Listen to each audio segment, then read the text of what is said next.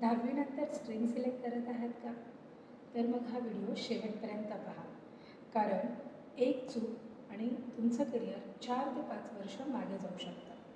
आणि trust me 90% विद्यार्थी ही एक चूक करतात.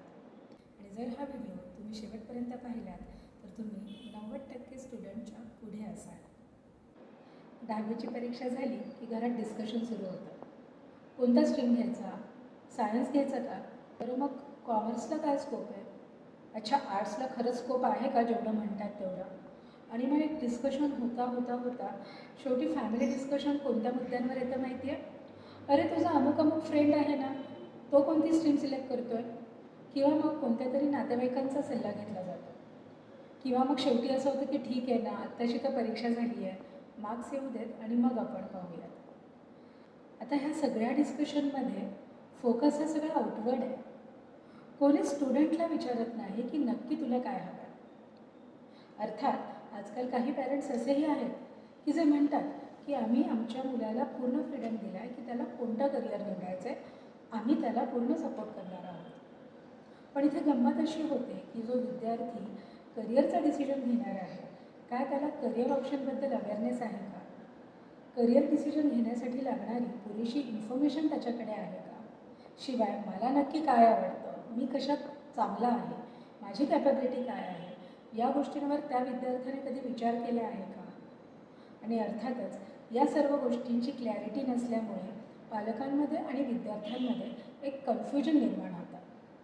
पुढे जाण्याआधी एक सेकंड थांबा हं. मला आधी कमेंटमध्ये सांगा, तुमच्या मनात कोणता स्ट्रीम आहे? सायन्स, कॉमर्स की आर्ट्स? ॲक्च्युली एक रिअल लाईफ स्टोरी सांगते. एक मुलगी माझ्याकडे आली होती. खूप टॅलेंटेड मुलगी होती. खूप साऱ्या कॉम्पिटेटिव्ह एक्झाम्समध्ये ती पार्टिसिपेट करत होती. आणि तिचे पालक म्हटले, आमची विद्यार्थिनी अशी आहे ना की तिला कोणत्याही कॉम्पिटिशनमध्ये तुम्ही पार्टिसिपेट करायला सांगा, ती नक्कीच सक्सेसफुल होते. आणि त्यामुळे आमचं कन्फ्युजन आहे की तिला नक्की काय करायला द्यावं करिअरमध्ये.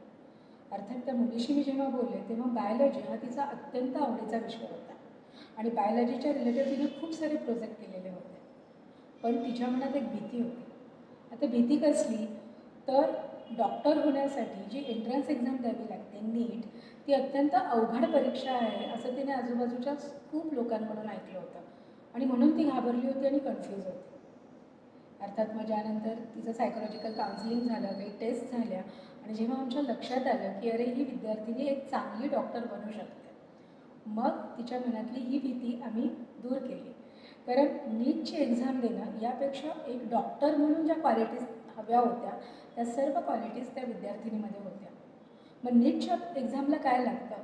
तर योग्य स्ट्रॅटेजी लागते, टाईम मॅनेजमेंट चांगली लागते.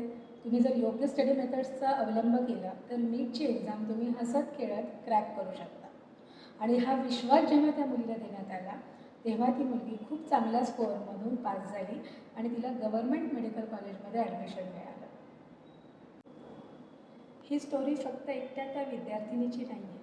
हजारो लाखो विद्यार्थी आज ह्याच कन्फ्युजनमध्ये आहेत. आणि म्हणूनच आपल्याला त्या 3 मिस्टेक्स अवॉइड करायच्या आहेत ज्या आपण करिअर सिलेक्शनमध्ये घेतो. पहिली मिस्टेक आहे फ्रेंड्सना फॉलो करणं किंवा ट्रेंड्सना फॉलो करणं. जनरली आपण करिअरचा डिसिजन नाही घेत, आपण क्राऊडला फॉलो करतो. म्हणजे काय की माझ्या फ्रेंडने कोणती स्ट्रीम घेतली आहे किंवा माझ्या कझिनने इंजिनिअरिंग किती छान केलं आहे आणि मग त्याचं लाईफ किती छान आहे, हे सारं पाहून या गोष्टींकडे अट्रॅक्ट होऊन मग करिअर निवडलं जातं. कधी स्वतःला हा प्रश्नच विचारला नाही जात की नक्की मला हे करिअर आवडेल का? तर आज घरी गेल्यानंतर तुम्हाला एक ॲक्टिव्हिटी करायची. आणि काय ॲक्टिव्हिटी करायची? तर ज्या व्यक्तींचा तुमच्या आयुष्यावरती तुमच्यावरती इन्फ्लुअन्स आहे अशा व्यक्तींची एक लिस्ट करा.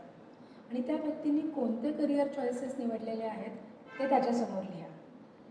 आणि एकदा त्या पानाकडे संपूर्ण लक्ष देऊन पहा.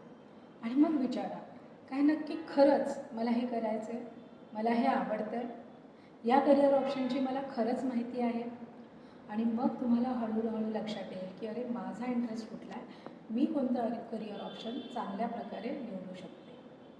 इंडियामध्ये ना एक मिथ आहे की स्ट्रीम सिलेक्शन हे मार्क्स बेस केलं जातं. फॉर एक्झाम्पल 90% आहेत सायन्स घ्या, 70-80% आहेत कॉमर्स घ्या, 50%पेक्षा कमी आहेत मग आर्ट्सचा विचार करूयात. बट ॲक्च्युली तुमचं करिअर किंवा तुमचं स्ट्रीम हे तुमच्या मार्क्सवर नाही, तुमच्या पर्सनॅलिटीवरती, तुमच्या कॅपॅबिलिटीवरती, तुमच्या पॅशनवरती निवडलं गेलं पाहिजे आणि कोणत्या प्रकारचे स्किल्स तुम्ही डेव्हलप करता त्याच्यावरती निवडलं गेलं पाहिजे. आता आपल्या आजूबाजूलाच पहा ना, कितीतरी स्टुडंट्स असतात की 90% घेतात, बोर्डात येतात, पण नंतर हे विद्यार्थी कुठे जातात तर अचानक गायब होतात. 90% घेऊन सायन्स घेतलेले स्टुडंट अचानक त्या फ्लोमधून कुठे गायब होतात. तर काही वेळेला आपल्याला अशी उदाहरणंही अगदी प्रकर्षाने दिसतात की पर्सेंटेज कमी आहेत, 50%, 60%, पण नंतर ते चांगले उद्योगपती बनले आहेत. आणि पालकांना मला तुम्हाला एक गोष्ट विचारायची आहे, तुमच्या वर्गातील बॅक बेंचर्स आत्ता सध्या काय करत आहेत हे नक्की चेक करा. आज डिजिटल मार्केटिंग, AIचा वापर, UI, UX यासारखे जे करिअर ऑप्शन्स आहेत किंवा सायकॉलॉजी आहे, या ऑप्शन्समध्ये विद्यार्थी लाखो रुपये ऑलरेडी कमवत आहेत.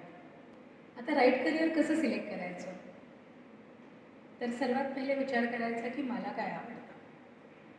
आता जे तुम्हाला आवडतं त्याची समाजाला गरज आहे का? आणि तिसरा प्रश्न, समाज तुम्ही जी सर्व्हिस किंवा प्रॉडक्ट समाजासाठी देणार आहात त्या गोष्टीसाठी तुम्हाला पैसे देईल. मला काय आवडतं, समाजाला त्याची गरज आहे का, आणि समाज त्याच्यासाठी मला पैसे देईल का? जेव्हा या तिन्ही प्रश्नांची उत्तरं तुम्हाला मिळतात तेव्हा तुम्हाला तुमचं करिअर म्हणजे तुमचं फ्युचर तुम्हाला सापडलेलं असतं. मी डॉक्टर मोनिका, डॉक्टर आणि सायकॉलॉजिस्ट. मी इतक्या वर्षांपासून स्टुडंट्सबरोबर काम करते आहे आणि एक गोष्ट जी मला क्लिअरली जाणवली ती आहे की जर तुम्ही रँडम डिसिजन घेतलात तर रिग्रेट होतं आणि जर तुम्ही सायंटिफिक वेने डिसिजन घेतलात तर सक्सेस तुमचाच आहे.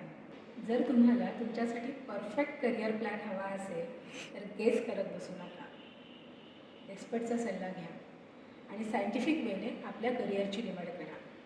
यासाठी नक्कीच आम्ही तुमची मदत करू. खाली डिस्क्रिप्शनमध्ये माझा नंबर आहे, तुम्ही मला मेसेज करू शकता आणि आपण तुमच्यासाठी तुमचं करिअर सायंटिफिक वेने निवडू शकतो.